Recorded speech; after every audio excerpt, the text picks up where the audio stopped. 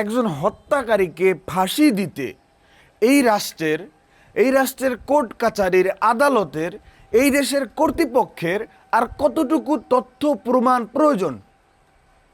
শুধু হত্যাই না, হত্যা করার আগে তাকে ধর্ষণ করছে, ধর্ষণ এবং হত্যা, এরপরে ওনাদেরকে ধরা হইল।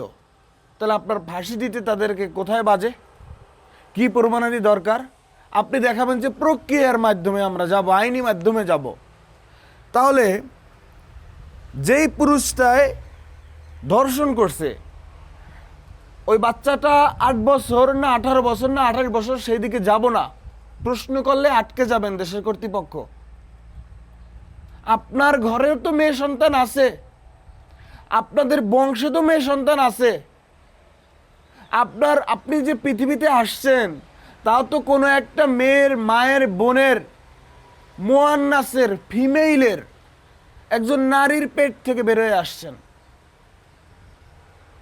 তা তার নিরাপত্তা আপনি দিবেন না? আপনি যদি এখন এসে বলেন যে আমরা প্রক্রিয়ার মাধ্যমে যাব, তাহলে ওই 8 বছরের রামিচাকে ধর্ষণ করার পর যে হত্যা করা হইল, তাহলে ওই ধর্ষক, ওই হত্যাকারী, ওই খুনি, উনি কোন প্রক্রিয়ায় তাকে ধর্ষণ করছে?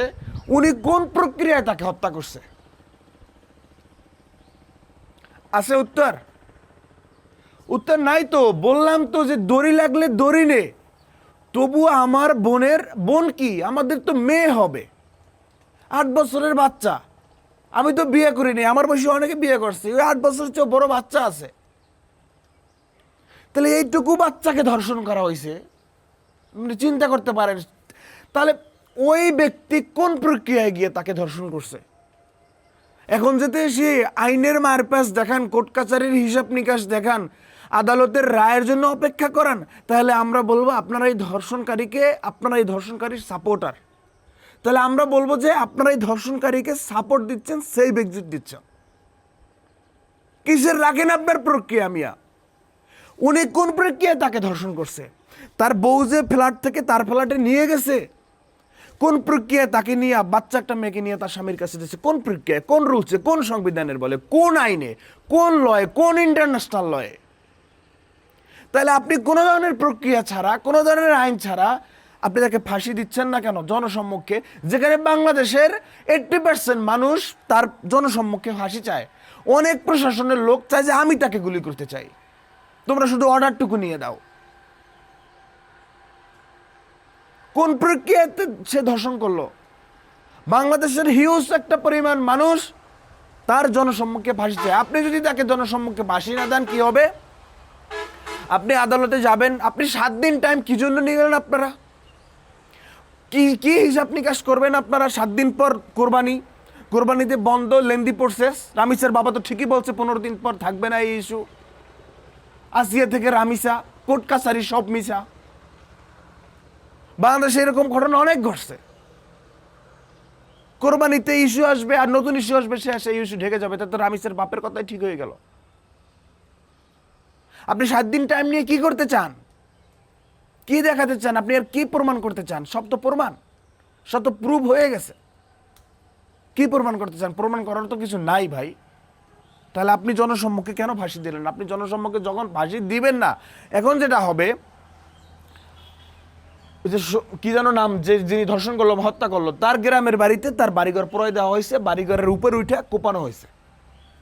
তার বাড়িঘরে যদি তার বাবা মা থাকে, তার বাড়িঘরে যদি কোনো আত্মীয় স্বজন থাকে, বা কেউ নাই, তার শুধু ঘরটা আছে, গ্রামের ঘর, তার গ্রামের ঘর কি দোষ করছে? চট্টগ্রামে গতকালকেও শিশুকে ধর্ষণ করা হয়েছে, পুলিশের গাড়ি জ্বালাই দিচ্ছে। পুলিশের গাড়ি এখানে গিয়ে কি করছে? না ধর্ষণকারীকে সাপোর্ট করছে, না ধর্ষণ যে করছে তাকে নিয়ে পুলিশের গাড়িতে দিছে। তাহলে বিক্ষুব্ধ জনতা পুলিশের গাড়ি পড়াই দিছে, ওই পাশে মিরপুরের এই ধর্ষকের বাড়িঘর জ্বালাই দিছে। তাহলে আইন যে হাতে তুলে নিল, আইন তো হাতে তুলে নেওয়াটা কি ভালো কিছু?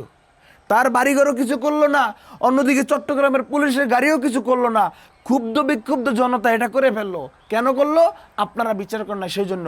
আর আজকে রামিসার হত্যাকারীকে আপনি ওপেনে এসে ফাঁসি দেন, দেখবেন যে সব ঠান্ডা হয়ে গেছে, মানুষ আইনের প্রতি শ্রদ্ধাশীল থাকবে, এই দেশের বিচারের ব্যবস্থার প্রতি সম্মান জানাবে। আপনার আজকে রামিসের বাবার সাথে, মেয়ের সাথে, বোনের সাথে, ওর মায়ের সাথে দেখা করে বেরোয় আসেন, পাবলিক আপনাদেরকে ভুয়া ভুয়া স্লোগান দেয়। ভাল লাগে এটা শুনতে? বাংলাদেশের হিউজ পরিমাণ একটা মানুষ তারা ফাঁসি চায় ওপেনে। তাকে ফাঁসি দেওয়ার জন্য আপনাদের কি এভিডেন্স দরকার? আপনাদের এখন হৃদয় কাঁপে না? তাকে ফাঁসি দিলে তার উপর অন্যায় হবে, রাখবেটা তোর অন্যায়। ওই লোক যখন আমার এই বোনকে, আমার এই মেয়েকে, রামিসাকে, ছোট বাচ্চা শিশুকে যখন সে ধর্ষণ করছে, ধর্ষণ করার পর শুধু ক্ষান্ত থাকে নাই, ধর্ষণ করার পর সে হত্যা করছে, তখন আপনাদের মায়া বিবেক কই ছিল? তখন ওর বিবেক কোথায় ছিল? ওর মায়া কান্না কোথায় ছিল?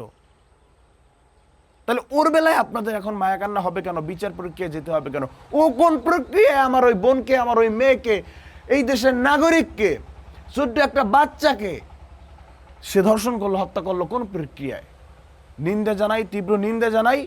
রামিসার হত্যাকারীকে ওপেনে ফাঁসি চাই, ওপেনে ফাঁসি চাই।